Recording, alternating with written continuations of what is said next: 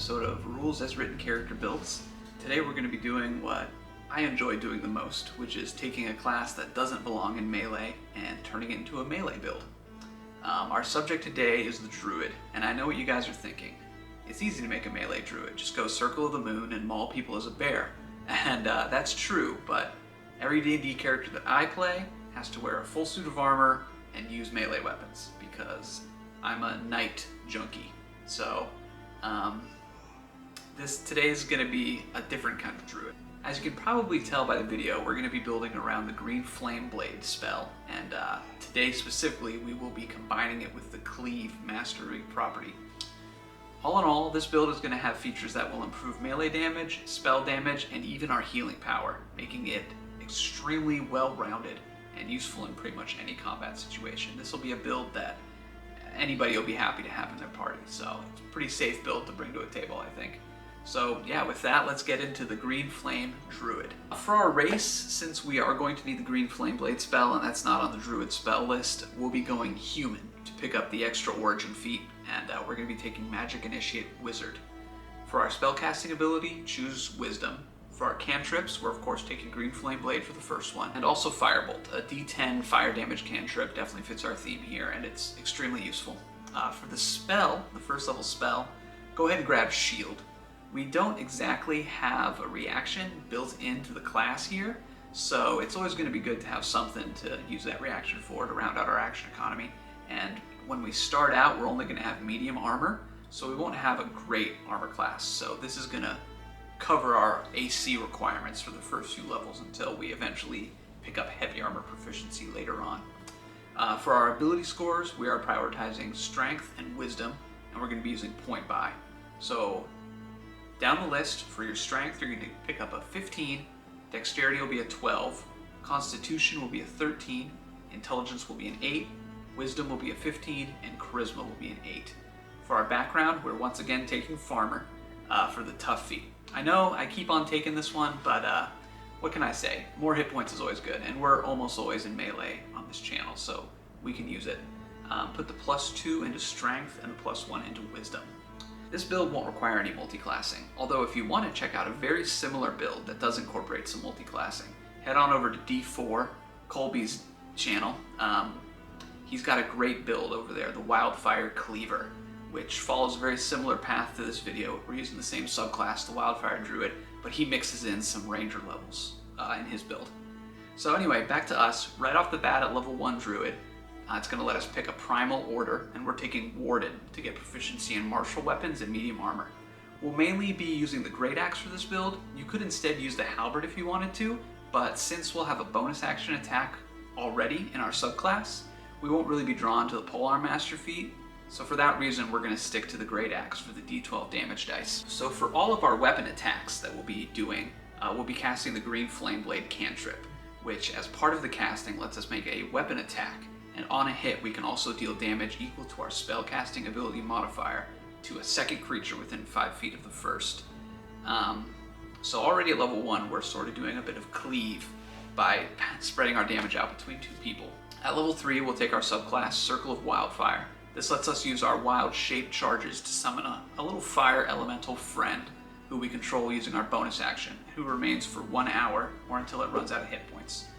The elemental has the Fiery Seed attack, which using your spell attack modifier to hit has a range of 60 feet, can target 1 creature, and on a hit will deal 1d6 plus proficiency bonus fire damage. Alternatively, it can use the action Fiery Teleportation. The spirit and each willing creature of your choice within 5 feet of it teleport up to 15 feet to an unoccupied space you can see.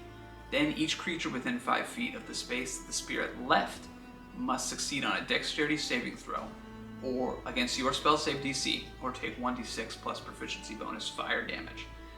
So either we have a ranged attack with our bonus action, or we have a group Misty Step at a slightly shorter range with a little bit of built-in AoE damage. So this is a really great use of our bonus action. Summoning the spirit requires our wild shape charges, but once the spirit is out here, all of this additional action economy is free. So this, along with the shield spell, will have something to do with our action, something to do with our bonus action, and something to do with our reaction at only level 3. So combat's going to be really satisfying. And at level 4, for your first ability score improvement, grab the Weapon Mastery feat. This is going to bring our strength up to 18, and we can now use the Weapon Mastery property of our Great Axe, which is Cleave. So when we make our Green Flame Blade attack, we can now make a second attack against another creature within 5 feet of the first. This attack does not benefit from our ability modifier to the damage roll, but since we're already spreading a little bit of fire damage out with our Green Flame Blade, if we target that same creature, then they'll still be taking it, a d12 plus a little bit of fire damage, so it's almost like stacking an ability modifier on there. Now the most exciting chapter of this build is levels 5, 6, and 7, which each bring us damage improvements to our primary attack. At level 5, our Green Flame Blade deals an extra d8 fire damage to the primary target and the secondary target. That plus Cleave, we're essentially having an extra attack, and each of those attacks does an additional d8 fire damage. So this is pretty good for level 5. We're able to attack 2 creatures, 2 damage dice per creature, plus our strength modifier and plus our spellcasting modifier onto the second target. This feels good at level 5. At level 6, we gain the Enhanced Bond from our subclass, which reads, the bond with your Wildfire Spirit enhances your destructive and restorative spells. Whenever you cast a spell that deals fire damage or restores hit points while your Wildfire Spirit is summoned, roll a d8 and gain a bonus equal to the number rolled to the damage or healing of a spell. So now our Green Flame Blade deals 1d12 slashing and 2d8 fire. Noticeably, this feature doesn't specify once per turn. So if we cast Green Flame Blade with our action, and then, oh hi Adele, this is my cat's tail. And then if we toss out Healing Word with our bonus action, it's going to enhance both of those. Your tail is in a really great place. She's feeling feisty. So yeah, this feature is going to enhance, you can potentially enhance multiple things per turn with it, which is really good mileage. A lot of features that you'll see like this will specify once per turn or once on your turn maybe. But if you can pump out spells as a reaction, as a bonus action, and with your full action, you're going to be getting a lot of mileage out of this. So at level 7, we get the new Druid feature, which is brand new in the 2024 Player's Handbook, Elemental Fury. And we're going to be choosing Primal Strike for our option. And this says that once on each of your turns, when you hit a creature with an attack roll, using either a weapon or a beast form attack while in wild shape, you can cause the target to take an extra 1d8 of cold, fire, lightning, or thunder damage. You choose when you hit, so you can swap this out anytime that you hit. And just like that, at only level 7, we're dealing an extra 3d8 fire damage on top of our 1d12 slashing damage from our weapon. This is pretty much equal to an upcasted Divine Smite, and this costs us no spell slots at all. This is just a cantrip every turn. Not to mention, the second target is going to be taking 1d12 and 1d8 plus 3, and then we can throw out a bonus action, 60-foot ranged fire damage with that Fiery Seed that's doing a d6 plus 3. So pretty good damage output for level 7. Speaking of spell slots, our Druid just got 4th level spell slots at level 7, and I want to pick up one spell in particular, Guardian of Nature. This is a 4th level spell with a casting time of 1 bonus action. It's concentration up to a minute, and it specifies a nature spirit answers your call and transforms you into a powerful guardian. The transformation lasts until the spell ends. You choose one of the following forms to assume: Primal Beast or Great Tree. Every time we're going to be choosing Primal Beast. Bestial fur covers your body, your facial features become feral, and you gain the following benefits. Your walking speed increases by 10 feet, you gain dark vision with a range of 120 feet, you make strength-based attack rolls with advantage, and your melee weapon attacks deal an extra 1d6 force damage on a hit. So the fur covering your face and the feral facial features, that's all flavor, and as I always say, flavor's free. You could make this look like an aura of fire wrapping around you or something like that to more fit our wildfire theme. But what we're really here for is the advantage on all of our strength-based attacks, which is everything we do with the Great Axe, and an extra d6 force damage on all of our hits with melee weapon attacks. So if we're cleaving, again, that's 2 attacks per turn, we could be potentially adding 2d6 damage with this. We already have a big handful of dice, but what really matters is rolling with advantage. For level 8, take the Heavily Armored feat to get us proficiency with heavy armor. We're not spec'd into dexterity, so up until now our AC wasn't optimal with our low dex score and medium armor. So now we can keep our eye open for some plate mail. Also with this feat, you can increase your constitution score by 1, bringing it up to 14. The fire damage on our attacks are steadily going to grow now as we make our way up to level 20. It won't be as dramatic as level 5, 6, and 7, but at level 11, our green flame blade deals an extra d8 damage to both targets. At level 15, our primal strike is going to upgrade, dealing an extra d8 elemental damage on 1 hit per turn. And finally, at level 17, our green flame blade is going to upgrade once again, dealing another d8 to both our primary and our secondary targets. So that's a grand total at level 17 of 6 additional d8 fire damage on hit to the first target, and 3 d8 on the secondary target, plus our d12 damage from our Great Axe attack and cleave. For the remaining ability score improvements at level 12 and 16, just bring your strength to 20 and your wisdom up to an 18.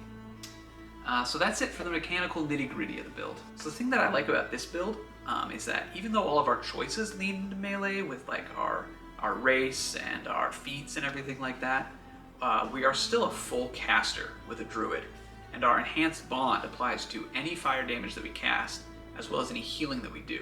So with our spell choice, we could lean heavily into healing if we wanted to, with spells like Healing Word, Cure Wounds, or Vitality, the Heal spell, or we could lean into fire damage with spells like Firebolt, Create Bonfire, Burning Hand, Scorching Ray, Flaming Spear, Wall of Fire, Flame Strike.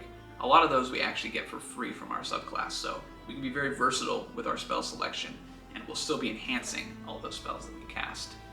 You want to play this character by staying in melee and looking for bunched up enemies to cleave through. Using Green Flame Blade plus the Cleave weapon property is going to be your most efficient damage dealer, as this isn't going to require any spell slots at all to keep this damage going round after round after round. And depending on what level you're playing this character, be it level 5 or all the way up to 17, you're going to be dealing extra fire damage on top of any of those attacks. By focusing on Green Flame Blade and Cleave with our action most turns, this is going to save our spell slots for healing our allies, throwing out AoE fire damage, maybe creating some like lasting fire spots with our concentration. You could throw up a Wall of Fire, you could throw up a Flaming Spear, things like that. And we're actually surprisingly capable with this build of keeping our backline party members safe. Our Wildfire Spirit, remember, can teleport allies out of harm's way if they get crowded by enemies or something like that. Because of the power spikes of this build at levels 5, 6, and 7, I'd like to play this character in a campaign where I can fully experience that growth. So any campaign that starts at like low levels and goes to mid levels would be really satisfying. Anything that starts after level 8 will kind of see you already having the bulk of your abilities and just feeling like a slow growth in your melee damage from that point on. So that's the build. We're a heavy armor wearing, great axe swinging, flames spewing druidic warrior, capable of punching with the marshals, blasting with the casters, and healing with the supports. That's it for this week's build. Thanks for checking out the video. Come back next week where I'm going to be making a crossbow wielding fighter based off of all of our favorite sci-fi first-person shooters. If you enjoyed the video, please, throw down a like and maybe subscribe to the channel if you want to see more content like this. I'm trying to get a new build out every week. I fall behind a little bit as life gets in the way, but it's always on my mind, so always be expecting another video. I'm trying to keep them coming. So thanks again for coming around and watching the video, and we'll see you next time.